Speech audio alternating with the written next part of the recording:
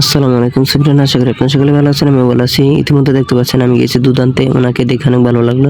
ওনাকে বললাম ভাই চলেন, উনি বললেন না আমি যাব না, আমি এখন দোকানে বসবো। যাই আমি বললাম না দোকানে বসা লাগবে না, এখন চলে না। অনেকদিন পরে দুজন একসাথে হয়েছে, একটু হাসাহাসি হবে, কারণ আমি দুধ আনতে গেছি তো কিছু নেই, সেজন্য আমাকে একটু বেশি হাসাহাসি করতেছে। অনেক ভালো লাগলো তার সাথে দেখা হয় অনেকদিন পরে। উনি কিন্তু মাদ্রাসায় থাকে, উনি কিন্তু হাবিবের জামাতে পড়ে। মাদ্রাসায় পড়াশোনা করলে এখন মুস্তারিকা জামাতে পড়তাম, তাকে কিন্তু বিদায় দিয়ে দিয়েছি। দ্বিতীয়বার আমি গিয়ে দেখি আলহামদুলিল্লাহ ভাই কিন্তু অনেক সুন্দর করে দুধ আছে। আল্লাহর কি নামা দেখছেন, আল্লাহ তাআলা কত কিছু দিয়েছে আমাদের।